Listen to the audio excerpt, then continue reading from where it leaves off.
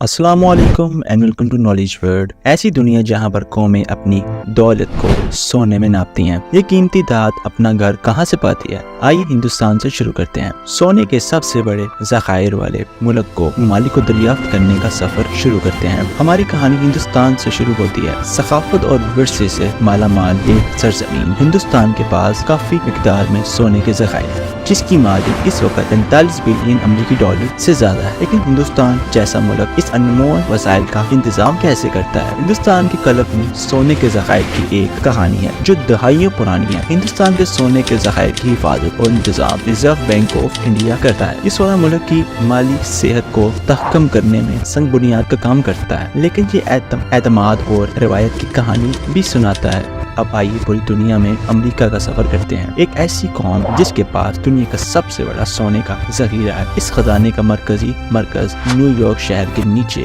Federal reserve bank के volt में वाक़िया है। मशहूर न्यूयॉर्क सिटी स्काईलाइन के दरमियान फेडरल रिजर्व बैंक मौजूद है। इसके वाल्ट के अंदर हैरत अंगेज तौर पर 6,500 टन सोना महफूज है। ये सिर्फ अमेरिका का सोना नहीं है, ये दुनिया भर में मुख्तलिफ ममालिक, बैनुल-अक़वामी तंजीमें और मरकजी बैंकों से ताल्लुक़ रखने वाले इदारों का सोना है। सोने का ये ज़ख़ीरा दूसरी जंग अजीम के बाद के हंगामे खेज सालों के दरमियान शुरू हुआ, जब बहुत सी कौमों ने अपने सोने के ज़ख़ायर को इस महफूज मुकाम पर जमा करने में तहफ़्फ़ुज़ पाया। तब से वार्ड का मजमुआ 1973 में अपने अरूज पर हैरतअंगेज़ तौर पर 12,000 तक बढ़ गया था। हमारा सफ़र अब हमें जर्मनी तक ले जाता है, जो दुनिया भर में सोने के ज़खायर का दूसरा सबसे बड़ा हामिल मुल्क है।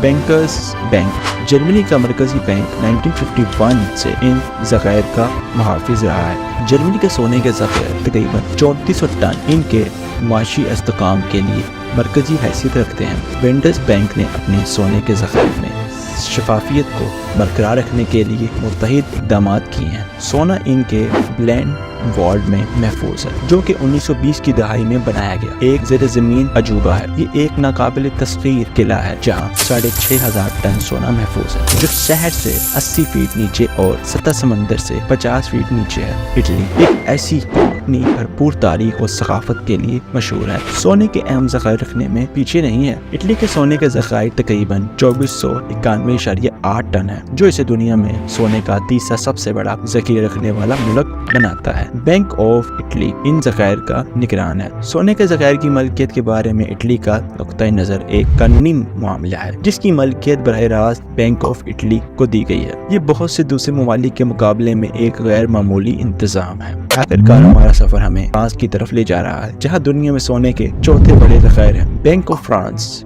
इन ज़खायर का बड़ी जिम्मेदारी के साथ इंतजाम करता है। सोना बुनियादी तौर पर ज़ेर ज़मीन वाल्ट में ज़ख़ीरा किया गया है। गुज़िश्ता बरसों में इसमें खासा इजाफा या कमी नहीं देखी गई। फ्रांस के सोने के ज़खायर बैलेंस शीट को मजबूत बनाने में अहम किरदार अदा करते रहे हैं। हमारा सफर मुख्तलिफ ममालिक में फैला हुआ है।